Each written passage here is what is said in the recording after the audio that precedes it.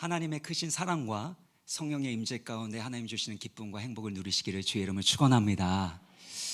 제가 3개월 만에 이 강단에 다시금 이렇게 서게 됐는데요, 다시 말씀을 전할 수 있도록 하나님 은혜 주셨고, 또 성도님들 또 기도해 주시고 또 사랑으로 환영해 주셔서 너무 감사드립니다. 저만 이렇게 좋은 건 아니죠? 하여튼 저는 너무 감사하고 너무 기쁘고 행복한데요, 저희 하나님의 말씀 좀 같이 보도록 하겠습니다. 데살로니가전서 5장 16절부터 18절까지입니다.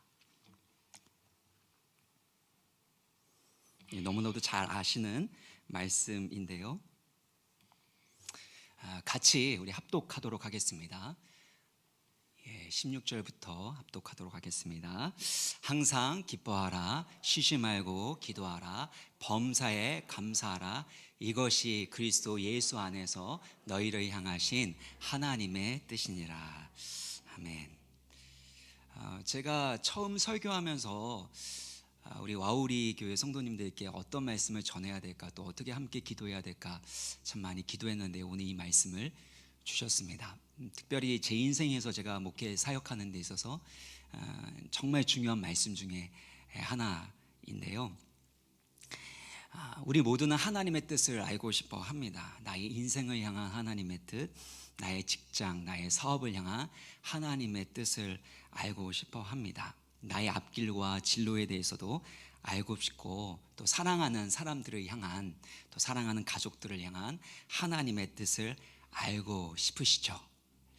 하나님의 사랑에서 그 뜻을 잘 분별하면 더 잘 순종할 수 있고 더 잘 할 수 있을 거라고 생각을 합니다. 그런데 하나님의 뜻을 모르기 때문에 답답하고 더 잘하지 못해서 마음에 참 안타까움이 많은 분들을 만나게 됩니다. 특별히 힘들고 어려운 상황에서 하나님이 왜 내 가운데 이런 고난을 허락하셨는가 라는 생각이 듭니다.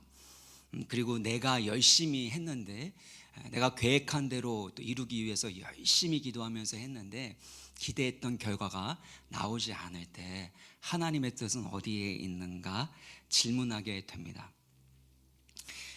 내가 어떤 사람을 만났는데 그 사람과의 만남이 없었더라면, 아니면 그 사람과 꼭 만나서 좋은 관계를 맺었더라면 내 인생이 달라졌을 텐데, 하나님 분명히 다 알고 계시는데 왜 내 가운데 이런 관계를 허락하셔서 이런 고통을 겪게 하실까? 하나님의 뜻은 너무나도 알고 싶은데 모를 때가 참 많다라는 겁니다. 그때마다 하나님의 뜻이 어디 있는지 알기 위해서 부르짖고 기도합니다. 그런데 저도 그때에도 하나님의 뜻이 무엇인지 잘 모를 때가 너무나도 많다라는 것입니다. 그럴 때라도 오늘 본문에는요, 우리를 향하신 하나님의 아주 분명하고 확실한 뜻이 있다고 합니다. 무엇이죠? 항상 기뻐하라, 쉬지 말고 기도하라, 범사에 감사하라. 이것이 그리스도 예수 안에서 너희를 향하신 하나님의 뜻이니라. 다른 뜻은 몰라요. 다른 뜻에 대해서 하나님 말씀하지 않으시는데, 오늘 이 뜻, 항상 기뻐하라, 쉬지 말고 기도하라, 범사에 감사하라는 이 뜻은 우리 가운데 분명하게 말씀하신다라는 것입니다. 사랑하는 성도 여러분, 이 말씀 너무나도 잘 알고 계시죠? 너무나도 익숙한 말씀이고, 그래서 설교도 너무 많이 듣고 또 암송도 하고 계실 겁니다. 근데 아는 만큼, 들었던 만큼 여러분 이 말씀대로 살아가고 계십니까? 항상 기뻐하고 쉬지 말고 기도하고 범사에 감사하고 계십니까? 잘 되시나요? 할렐루야, 존경스럽습니다. 근데 목사인 저도요, 제일 어려운 말씀 중에 하나가 이 말씀이라는 것입니다. 어떻게 항상 기뻐합니까? 어떻게 쉬지 않고 기도할 수 있고, 어떻게 모든 일 가운데 감사할 수 있습니까? 붕괴 때 또 은혜 받고 그러고 나면 잠시 잠깐이면 좀 되는데 항상이라니요. 그리고 모든 일에 감사하라니. 제가 미국 유학을 갔을 때 사실 참 힘들고 어려운 과정들을 많이 보냈습니다. 재정적으로 어렵기도 했고요. 그리고 제가 가자마자 사역을 하게 되었는데, 풀타임이 해야 될 그 사역을 파트타임으로서 제가 하게 됐습니다. 그래서 몇 번이나 일주일에 몇 번이나 한국어로 설교를 해야 돼서 또 남편으로서의 그 사명을 잘 감당해라. 사실 제가 대학부 사역을 30대 초반에 또 그때부터 했는데, 그때는 제가 가정 사역을 잘 못했거든요. 근데 그 사역을 마무리하고 나서 유학을 가는 과정 가운데, 또 유학 가서 하나님 계속해서 말씀하시는 건, 너에게 가장 중요한 사명 중에 하나는 가정에서의 아빠로서의 사명이고 또 남편으로서의 사명이다. 이렇게 주님께서 사역에 대해서, 공부에 대해서, 또 가정에 대해서 많이 말씀을 하시는데요, 열심히 했습니다. 근데 무엇 하나 잘하는 게 없더라고요. 가정에서도 열심히 하는데요, 아내가 인정해 주지 않습니다. 나 같은 남편이 어딨냐고 말하면 그 다음에 돌아오는 것은 아주 무시무시한 공격입니다. 당신이 뭘 했다고 또 그렇게 얘기하면, 내가 하나님 말씀대로 순종함으로 그렇게 열심히 했는데 진짜 잘하는 게 없구나. 대학부 사역도 예전에는 열심히 하면 그거에 따라서 교회가 계속해서 공동체가 성장했습니다. 그러면 청년들이 진짜 많이 사랑해주고 존경해주고 따라줬거든요. 근데 사역에도 올인할 수가 없고, 영어는 늘지 않고, 가정에서는 노력만 할 뿐, 그렇게 좋게 반응도 좋을 때도 있고, 좋을 때도 있었습니다. 그렇지 않을 때도 있고, 참 잘하고 싶었어요. 30대 초반 중반 때 잘하는 게 참 중요한 사람이었습니다. 근데 잘하는 것이 아무것도 없는 것 같을 때 하나님께 참 눈물로 많이 기도했어요. 하나님, 제가 잘하는 게 없는데 내가 이러려고 유학 왔습니까? 하나님의 뜻은 과연 무엇입니까? 근데 그때마다 하나님께서요, 별 말씀은 안 하시고 항상 반복해서 저에게 말씀하시는 것이, 항상 기뻐하라, 쉬지 말고 기도하라, 범사에 감사하라. 이것이 너를 향한 나의 뜻이니라. 사실 저에게 있어서 기쁨이라는 건 그렇게 중요하지 않았습니다. 목사의 아들로 태어나서요, 열심히 예수님 사랑하는 마음으로 목회하고 좋은 성과를 내는 것, 좋은 열매를 맺는 것, 이것이 저에게 가장 중요하다고 생각이 들었습니다. 그래서 고생하고 애쓰면 애쓸수록 더 좋은 결과가 나오는 것으로 인해서 기쁜 마음이 있었습니다. 전도사 시절에 30살에요. 한국 나이로 30살에 처음으로 이제 전임 사역을 하게 됐는데, 이 대학부 공동체 인원이 300명이 출석하고 있었습니다. 그러니까 설교도 뭐 몇 번 해보지도 않은 그런 전도사가 300명 앞에 두고 또 설교를 해야 되니까 얼마나 설교가 어려웠겠습니까? 얼마나 설교가 부담이 되고 얼마나 무겁게 여겨지던지요, 정말 열심히 준비해서 설교를 했습니다. 특별히 제가 가장 존경하는 목사님 중에 한 분이 오카는 목사님이었는데요, 오카는 목사님 닮고 싶었고, 그래서 그 교회로 가서 사역을 했습니다. 하나님의 은혜였습니다. 근데 오카는 목사님은요, 설교에 대한 스트레스가 정말 많았습니다. 설교 준비하기 위해서 뼈를 깎는 고통 가운데 아주 긴장하면서 설교를 준비하시는 분이었거든요.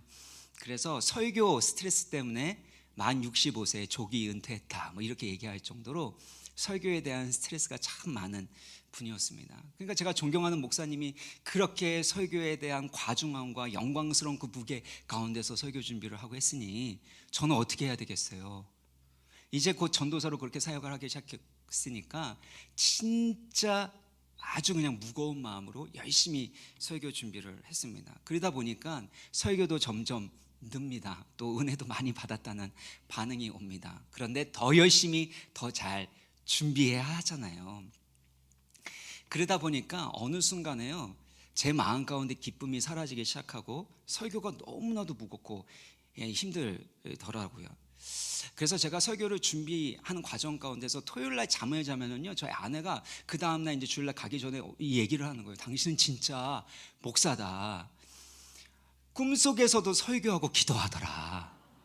그래서 제가 그래, 난 진짜 목사구나, 이렇게 마음 한편으로는 기뻤는데, 그날 아침에 그 얘기를 듣고 나서 교회를 가려고 그러는데 교회 가고 싶지가 않더라고요.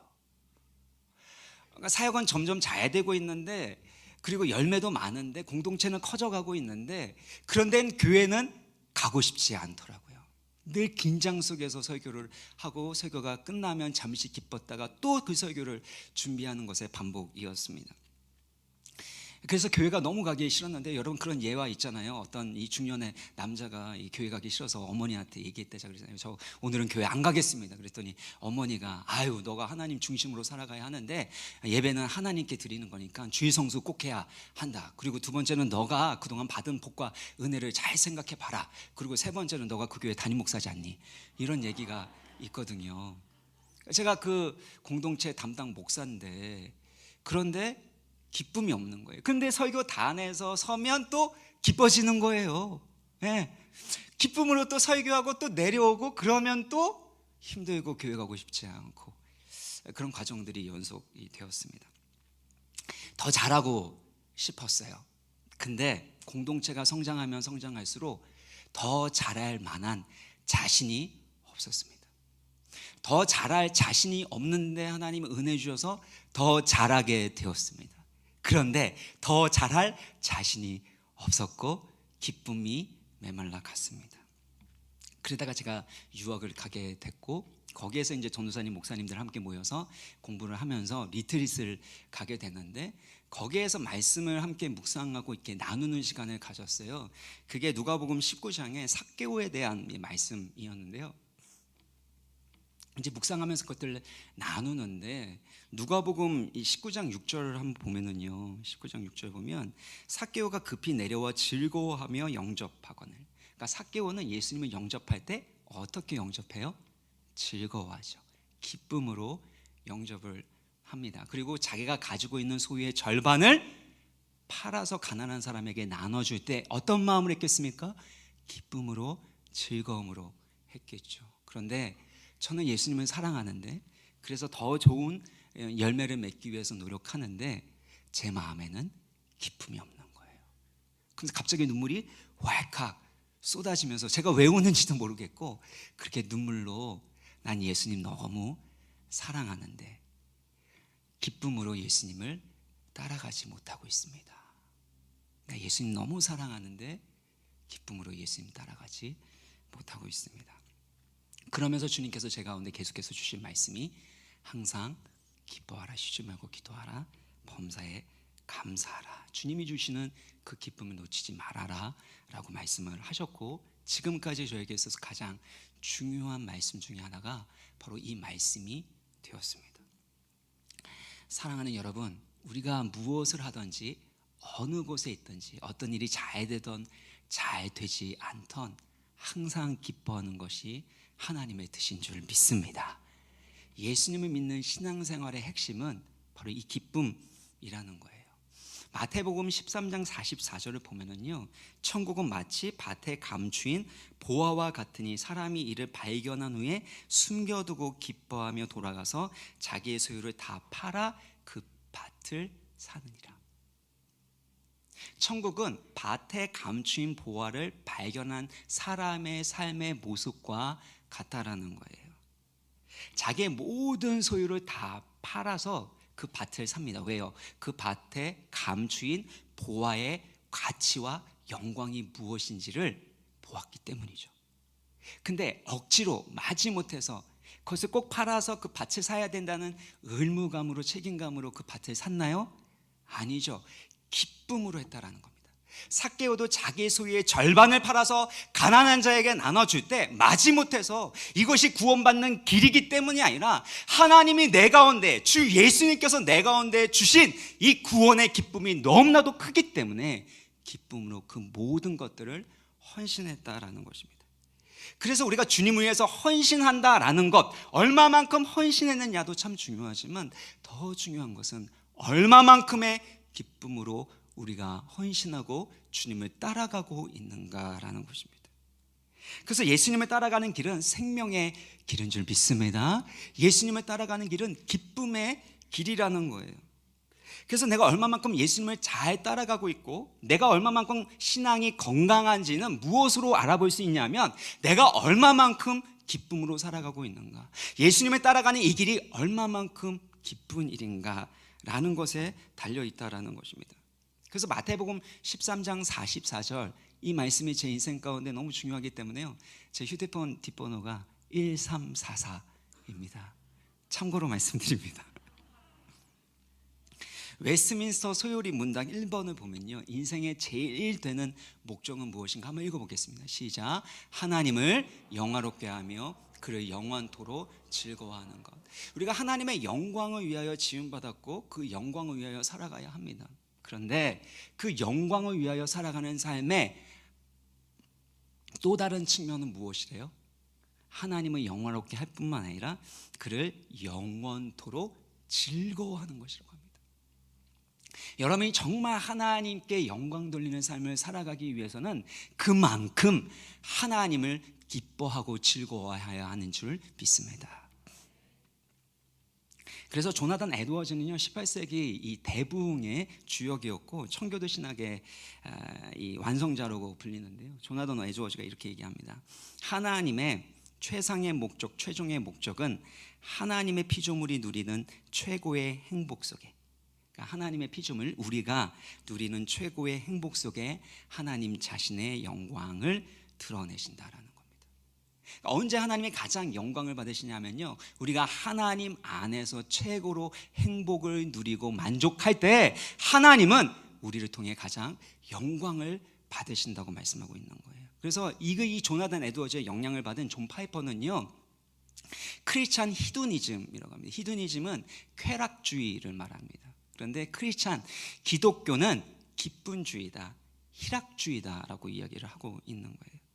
그러니까 하나님을 기뻐하고 하나님 안에서 기쁨을 누리는 것이 바로 우리 인생의 제일 되는 목적이 되고 그것이 하나님을 영화롭게 하는 것이다라고 말씀하고 있습니다. 그러면 슬픔과 고통 가운데서도 우리가 기뻐할 수 있을까요? 성경은 그렇다고 말씀합니다. 간단하게 살펴보면요, 오늘 본문에서 데살로니가 교인들 역시 유대인들의 박해와 핍박 가운데서 살아가고 있었습니다. 그런데 이 핍박 속에서도 어떻게 해요? 항상 기뻐하라고 말씀하고 있는 거예요.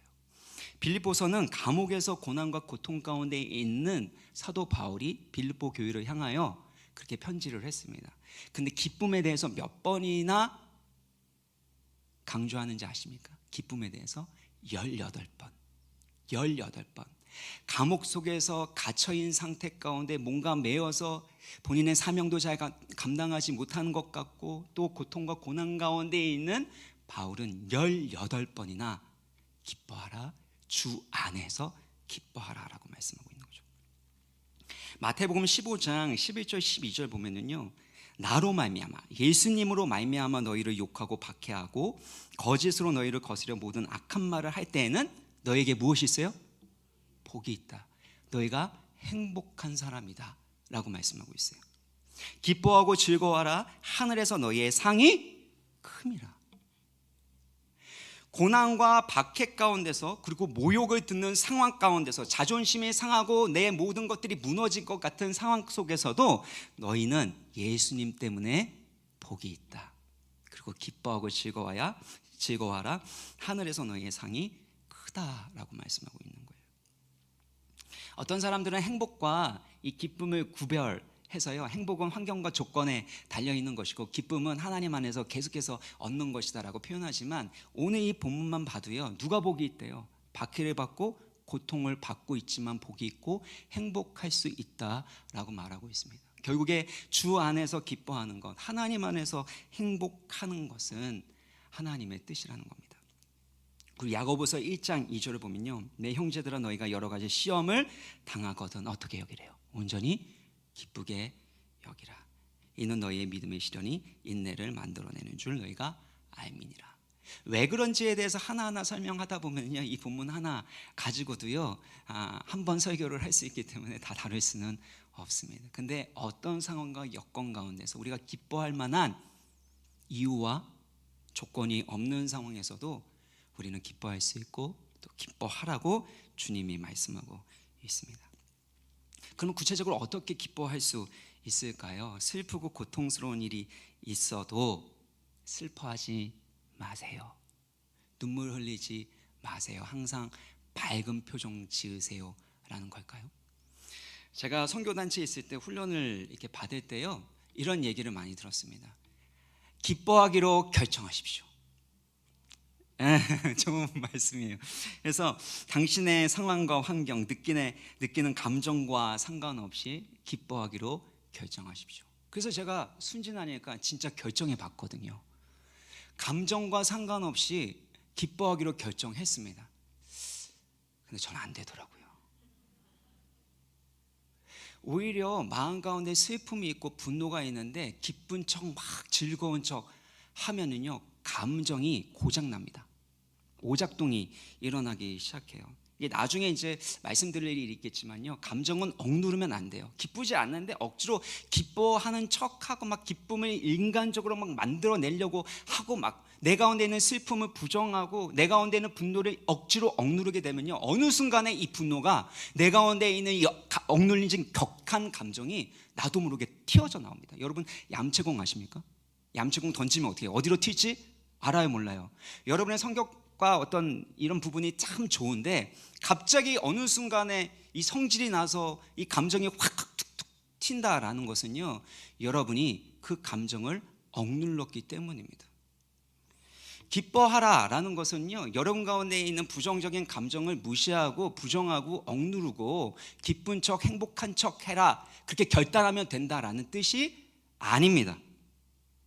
오히려 그렇게 하다 보면 마음에 병이 생겨요. 슬프면 슬픈 대로 눈물을 흘리십시오. 화가 나면 화가 나는 대로 분노하십시오.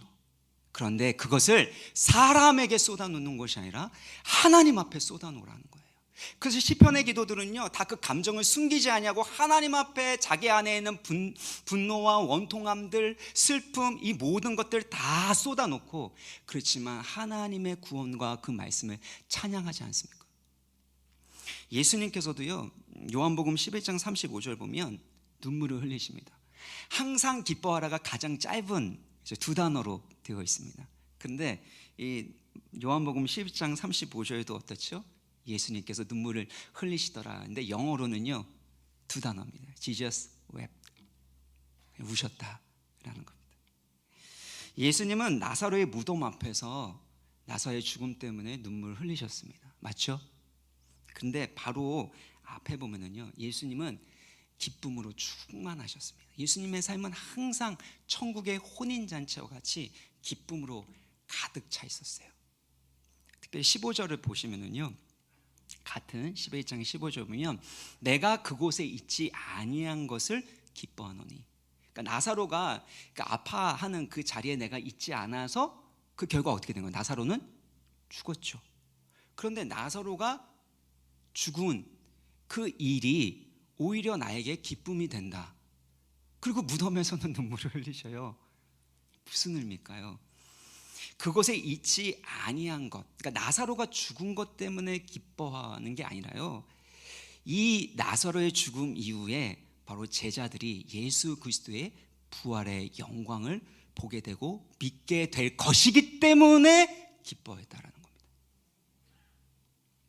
나사로의 죽음은 너무나도 슬프지만 이 일로 인해서 부활이요 생명 되시는 예수님의 영광을 보게 되고 믿게 될 것이기 때문에 슬픔 가운데도 기뻐할 수 있었다라는 것입니다.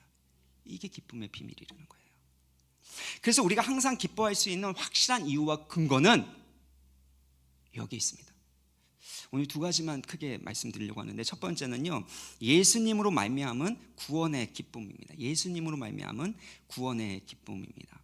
오늘 본문 데살로니가전서 이 5장 바로 앞에 보면 9절 10절이 있는데요, 이 부분을 우리 오늘 9절이니까 중요하니까 한번 같이 한번 읽어보도록 하겠습니다. 시작. 오직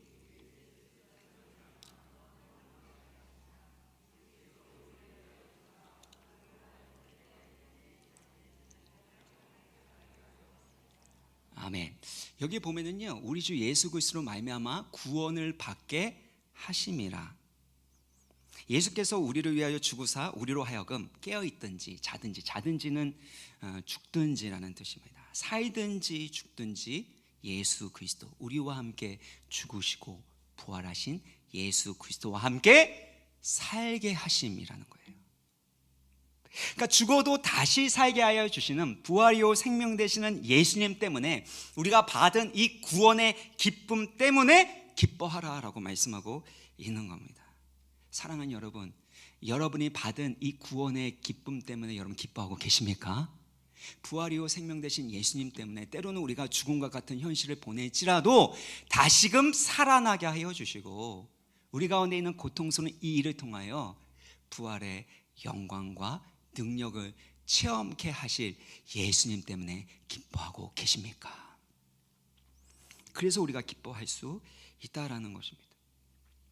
누가복음 10장을 보면은 아주 재미있는 장면이 나옵니다. 예수님께서 70명의 제자들을 파송해서 전도를 하십니다. 전도 훈련을 하게 하시는데 이 사탄이 번개같이 떨어지게 되는 일들, 귀신들이 이 제자들에게 항복하는 일들이 일어나게 됩니다. 근데 누가복음 10장 19절 보면 내가 너희에게 뱀과 정갈을 밟으며 원수의 모든 능력을 제어할 권능을 주었으니 너희를 해칠 자가 결코 없으리라. 그러나 귀신들이 너희에게 항복하는 것으로 기뻐하지 말고 너희 이름이 하늘에 기록된 것으로 기뻐하라. 이 귀신들이 제자들에게 항복하는 것은 어떤 거죠? 귀신에게 묶였던 자들이 풀어지고 자유케 되는 일이 일어난 겁니다. 구원의 역사가 일어나게 된 겁니다. 제자들이 했었던 사역이 성공적으로 이루어진 것이에요. 그리고 돌아와서 제자들이 막 기뻐하면서 예수님 이렇게 우리가 구원 사역을 잘 감당했습니다. 전도 사역도 잘했습니다. 생명을 구원했습니다. 귀신이 항복했습니다. 그러면 예수님 어떻게 해야 돼요? 함께 기뻐해 주셔야 되잖아요. 그런데 귀신들이 너에게 항복하는 것을 어떻게 하래요? 기뻐하래요? 하지 말래요? 하지 말라고 초를 치고 계신다라는 겁니다. 사랑하는 여러분, 사실은 성공적인 사역을 하고 기대했던 결과가 나오면 사랑하는 제자들에게 너무 잘했다, 우리 함께 기뻐하자, 다음엔 더 잘할 수 있는 거야, 이렇게 칭찬하면 고래도 춤추는 거 아닙니까? 근데 예수님은요, 그런 걸로 성공적인 사역으로 좋은 결과로 기뻐하지 마, 더 잘해야지. 혹시 여러분 이런 분 계세요? 엄마 나 95점 받았어. 그래, 왜 95점 받아? 100점 맞을 수 있잖아. 다음엔 더 열심히 해봐. 예수님이 이렇게 조건적으로 칭찬하는 걸까요? 절대 아닙니다. 만약에요, 좋은 결과가 나왔을 때 기뻐한다면, 그래서 귀신들이 항복할 때 기뻐한다면, 사실 귀신들, 그러니까 그 제자들이 만났던 그 귀신들보다 더 강력한 귀신을 만나게 되면 귀신이 안 나갈 수도 있잖아요. 그러면 제자들이 기뻐할 수 있을까요? 사역을 하다 보면 때로는 바로 응답을 받고 또 좋은 결과를 얻을 수 있습니다. 그런데 때로는요, 거두는 기쁨만을 누리는 게 아니라 심어야 하는 때를 경험할 때가 있습니다. 눈물로 심고 땀 흘려 사랑으로 심어야 할 때가 있습니다. 인내하고 기다려야 할 때가 있습니다. 기도응답 받을 때도 있지만 기도응답을 받을 때까지 인내하고 기다려야 하는 때가 있다라는 겁니다.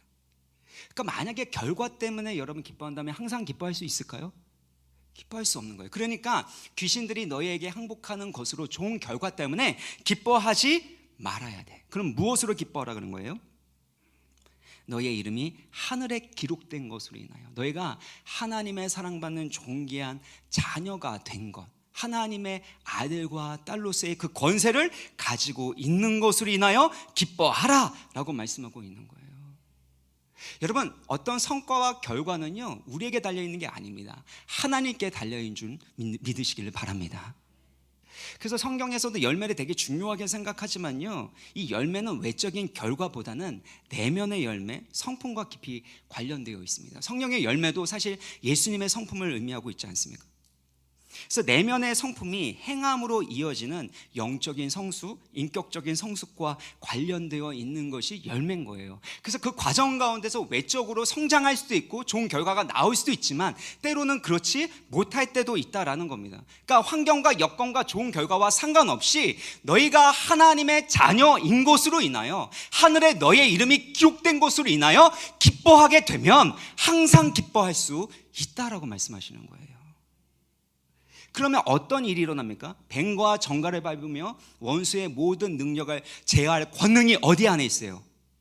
우리의 이름이 하늘에 기록되어 있기 때문이에요.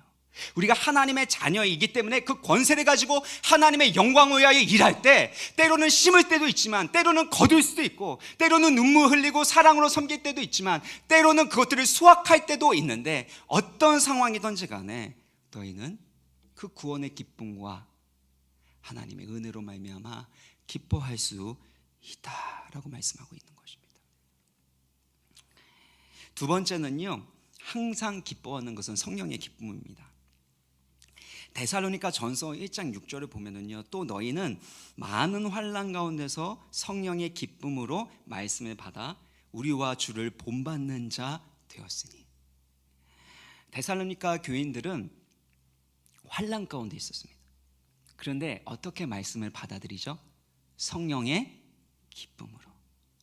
우리가 기뻐할 수 있는 건 성령으로 말미암은 기쁨이라고 분명히 말씀하고 있는 거예요.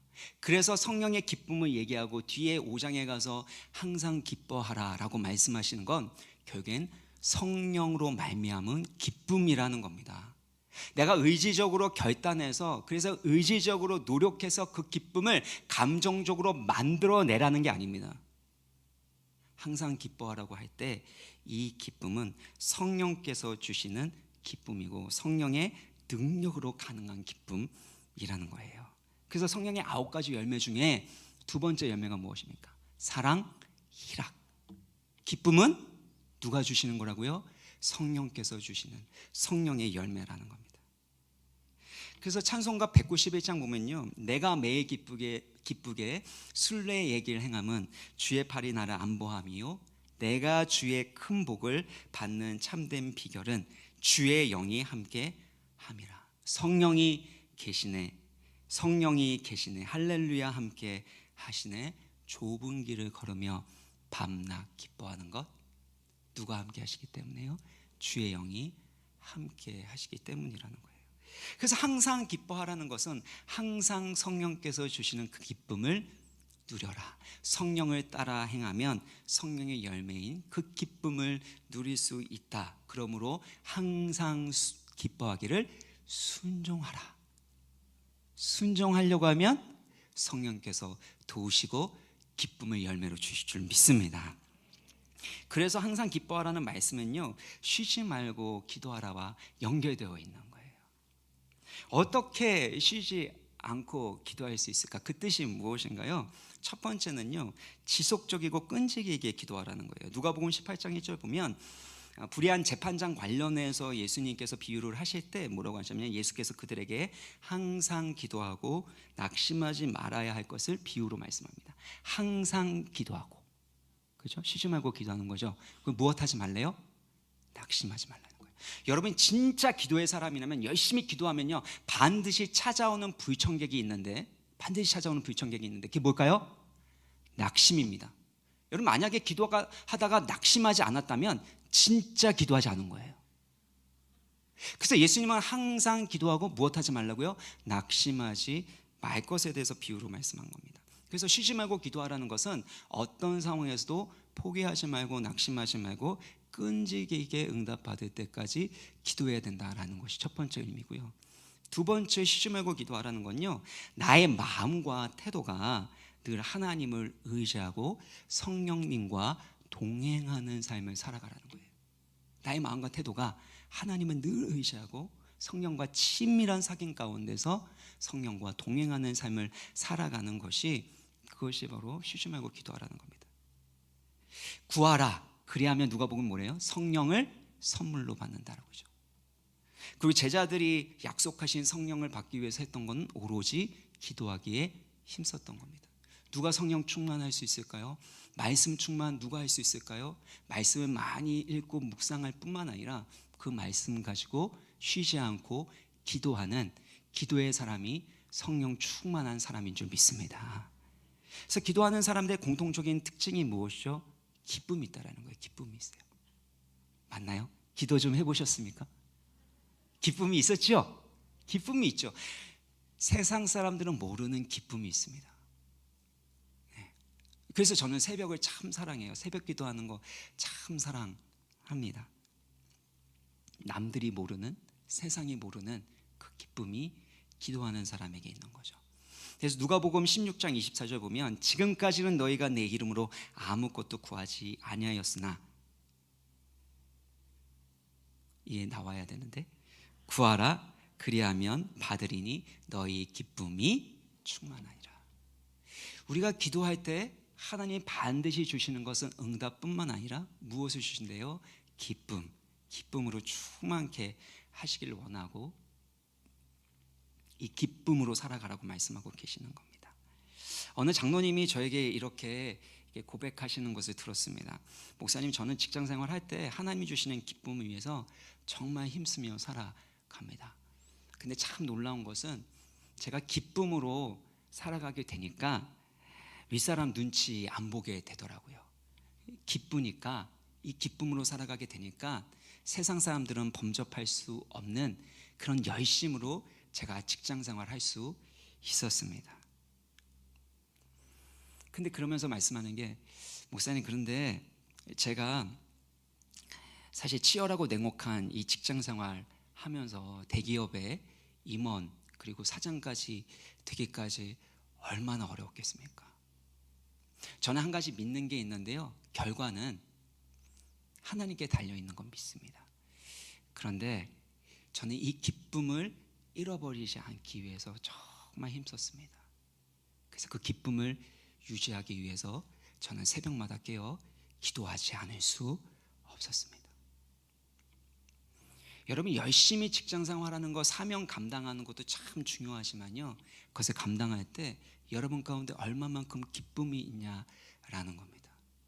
저도 이 사역을 하다 보면은요, 사실 참 무겁습니다. 성도님들 신방하고 무거운 기도 제목, 또 암 투병하시고 또 암 재발하시고 또 여러 가지 어려움들이 있을 때마다 참 마음이 힘듭니다. 기도의 짐도 무겁습니다. 특별히 예전에는 제가 감당할 수 없는 이전 교회에서는 무거운 그것 때문에 참 눈물로 울면서 많이 기도했습니다. 근데 그때마다 주님이 제 가운데 계속해서 말씀하시는 건 뭘까요? 항상 기뻐하라, 쉬지 말고 기도하라, 범사에 감사하라. 참 지겹습니다. 근데 그때마다 제가 순종하려고 하면 이것이 저에게 복음이 됩니다. 그래서 제가 그때마다 막 노래를 부릅니다. 그래서 막 주변에 있는 목사님들을 시끄럽게 하고, 그래서 저를 욕하고 핍박하고 거짓으로 거스려 모든 악한 말을 하지는 않으시지만 주변 분들 좀 힘들게 하는, 제가 막 찬양을 부르는데요, 기쁘고 기쁘도다, 항상 기쁘도다. 이건 뭐예요? 기쁘다는 거예요, 기쁘지 않다는 거예요? 사실은 기쁘다는 거죠. 항상 기쁘도다, 나 주께 왔사오니 복주옵소서.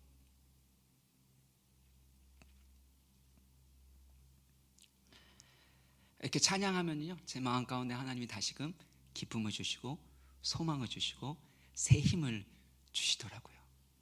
그러면 목사님 주변에 있는 분들, 뭐가 그렇게 기뻐? 뭐 사역 즐겁게 재밌게 하네? 뭐 이러는데요, 속도 모르고 하는 말들이죠. 근데 항상 기뻐하라, 쉬지 말고 기도하라, 범사에 감사하는 것이 저에게 힘이 되었습니다. 뿐만 아니라 우리 모든 성도님들에게도 이 기쁨이, 쉬지 않고 기도하는 것이 기쁨이 되는 줄 믿습니다. 시간 관계상 기도에 대해서 또 감사에 대해서 막 이렇게 설교하면은 이제 붕해처럼 이제 끝나지가 않기 때문에 차차 조금씩 말씀을 전하겠고요. 마지막 세 번째 하나님의 뜻은요, 모든 일에 범사에 감사하는 겁니다. 그러니까 모든 일로 인해서, 모든 일 때문에 감사하라는 걸까요? 그렇게 할 수 있나요? 힘들고 안 좋은 일이 있었는데 그것 때문에 감사할 수 있나요? 여러분, 위로할 때요, 누군가에게 아니야, 그 일이 때문에 더 잘 될 거야, 맞는 말인데 때로는 그 일이 참 나를 힘들게 합니다. 감사가 안 나올 수 있어요. 모든 일이 하나님의 기뻐하시는 뜻일까요? 저는 모든 일 가운데 하나님의 뜻이 있다고 믿어요. 진짜요. 우연은 없다고. 앞으로 제가 계속해서 설교하면은 이 하나님의 섭리에 대해서 계속해서 강조하겠지만, 저는 모든 것이 하나님의 뜻 가운데 있다라고, 하나님의 섭리 가운데 있다고 믿는 사람입니다. 그런데 모든 것이 하나님의 기뻐하시는 뜻은 아닙니다. 우리가 주기도문 할 때 뜻이 하늘에서 이루어진 것 같이, 하늘에는 하나님의 기뻐하시는 뜻이 이루어졌죠. 근데 땅에서도 이루어지리이다. 이건 뭐예요? 이 땅 가운데 이루어졌대요, 안 이루어졌대요? 이루어지지 않은 거예요. 그러니까 우리 인생 가운데 때로는 하나님이 기뻐하시지 않는 일, 안 좋은 일, 악한 일들이 일어날 수 있습니다. 그런데 궁극적으로는 어떻게 하신다는 거예요? 그 모든 일들을 통하여 하나님께서 합력하여 선을 이루심으로 더 크고 놀라운 일들을 이루신다라는 겁니다. 그래서 앞서 위로의 그 말이 맞는 말이긴 한 거예요. 이것 때문에 더 좋은 일이 일어날 것이다. 그렇지만 그것이 그 일 때문에 기뻐하라는 것은 아닙니다. 그 일에도 불구하고, 아니 그 일 때문에 하나님의 섭리가 더욱 역사하시기 때문에. 강영호 박사님도 마찬가지잖아요. 내가 실명했기 때문에 라고 고백한 건 그 실명 자체가 아니라 그 일을 선으로 바꿔주시는 하나님의 선하심과 섭리와 은혜 때문 아닙니까? 마찬가지로 범사의 모든 일에 감사하라는 것은 바로 하나님의 선하심 때문에, 하나님이 그 모든 것들을 선으로 바꿔주시는 하나님의 은혜 때문에 우리는 감사할 수 있는 것을 믿으시길 바랍니다. 나사로의 사건처럼 죽은 나사로를 다시 살리실 뿐만 아니라 나사로의 죽음을 통해 하나님의 더 크고 영광스러운 복음의 영광을 드러내고 믿게 하시기 때문에, 그 믿음 때문에, 부활신앙 때문에 우리는 기뻐하고 감사할 수 있는 거죠. 그래서 항상 기뻐하는 거와 범사에 감사하는 거의 이유는요, 근거는 서로 연결되어 있어요. 그래서 항상 기뻐하고 모든 일에 감사해야 됩니다. 특별히 감사는 기도와도 관련되어 있어요. 쉬지 않고 기도할 때 해야 되는 것이 있다면 감사합니다. 빌립보서 4장 6절 7절인데요. 이거 같이 한번 읽어보도록 하겠습니다. 시작. 아무것도 염려하지 말고 다만 모든 일에 너희 구할 것을 감사함으로 하나님께 아뢰라. 그리하면 모든 지각에 뛰어난 하나님의 평강이 그리스도 예수 안에서 너희 마음과 생각을 지키시리라. 이 말씀은 제가 참 중요하기 때문에 곧 전할 말씀 중에 하나인데요. 아무것도 염려하지 말고 모든 일에 기도해야 합니다. 근데 무엇을 해요? 감사함으로 기도하라고 말씀하고 있는 거예요. 그러니까 어떤 상황에서 무슨 일을 만나든지 간에 하나님의 신실하심과 선하심 때문에, 예수 그리스도의 부활의 그 영광과 소망 때문에 감사할 것들을 찾고 감사함으로 끈질기게 기도할 때 하나님 우리 가운데 넘쳐 흐르는 기쁨을 주실 줄 믿으시길 바랍니다. 말씀을 마무리 짓겠습니다. 여러분 조지 뮬러를 너무 잘 아시죠? 조지 뮬러는 5만 번 이상 기도응답 받은 사람이죠. 기도의 사람입니다. 사람들에게 기도 후원을 요청하거나 부탁하지 않았습니다. 우리에게도 동일하게 적용할 수 있는 건 아니에요. 근데 이 조지 뮬러가 이 일기장에 뭐라고 했냐면, 나는 하나님의 신실하신가 그 영광을 드러내기 위해서, 하나님이 이렇게 일하시는 걸 드러내기 위해서 나는 기도로만 사역하기를 결심했습니다. 이런 비슷한 내용들이 있습니다. 그래서 그렇게 기도를 했고 그 기도로 하나님의 일하심을 정말 5만 번 이상 경험한 사람이잖아요. 근데 그가 하나님이 주시는 기쁨을 위하여 치열하게 그렇게 분투했었던, 싸워나갔던 사람인 거 여러분 알고 계십니까? 조지 뮬러는 기쁨의 사람일 뿐만 아니라 기도의 사람이었을 뿐만 아니라 기쁨의 사람이었어요. 기쁨에 대해서 이렇게 얘기하는데요. 이거는 자막 없으니까 잘 들으시면 됩니다. 나는 내가 매일 해야 하는 가장 우선적이고 중요한 일은 주 안에서 내 영혼이 행복해지는 것임을 이전보다 더 분명하게 알게 되었다. 자기 인생에서 가장 우선적인 일, 중요한 일은 주 안에서 내 영혼이 행복하는 것임을 이전보다 더 분명하게 기도하면 할수록 알게 되었다는 거예요. 내가 가장 먼저 관심을 기울여야 하는 것은 내가 얼마나 주님을 섬겨야 하는가, 혹은 내가 어떻게 주님을 영화롭게 해드릴까가 아니다. 도리어 어떻게 나의 영혼이 주 안에서 행복해질까, 나의 내면이 어떻게 성숙해질까이다. 왜 그런가? 나는 불신자에게 복음을 전할 수도 있다. 성도들을 위해 헌신할 수 있다. 그리고 낙심한 자를 위로할 수 있다. 하지만 정작 내 자신이 주 안에서 온전히 행복하지 않다면, 다시 말해 주님 때문에 내 영혼이 행복하지 않다면 나의 모든 다른 헌신과 희생은 아무런 의미가 없다. 저는 이 고백에 동의합니다. 우리가 주님을 위하여 정말 많이, 다른 사람을 위하여 내 몸 불살라 내어 주일지라도 사랑이 없으면 아무것도 아닌 것처럼, 주님 때문에 주 안에서 이 행복과 기쁨을 누리지 못한다면 우리는 사실 그 하나님의 영광에 이끌리고 그 성령에 이끌리는 삶을 살아가고 있지 못하기 때문에 진정으로 하나님 기뻐하시는 생명의 열매를 맺을 수 없기 때문이라는 거죠. 그러므로 주 안에서 기뻐하는 삶은 복음적 삶인 줄 믿습니다. 복음이 뭐예요? 기쁜 소식입니다. 그래서 조지밀러처럼 기도의 사람, 응답의 사람이 되면 될수록 우리는 주님 때문에 주 안에서 더 행복해질 수 있음을 믿으시기를 바랍니다. 그리고 이를 위하여 더 쉬지 말고 기도하고 범사에 감사하기를 순종하는 우리 교회 성도님 되시금으로 말미암아 우리 이름 그대로 우리 박만규 목사님 너무나도 이름을 진짜 놀랍게 지으셨어요. 와, 우리 인생 가운데 늘 하나님의 그 신실하심과 은혜 때문에 기뻐하고 쉬지 말고 기도하고 감사하고 그런 행복 가득한 우리 교회 성도님들 모두가 되시기를 주의 이름으로 축원합니다.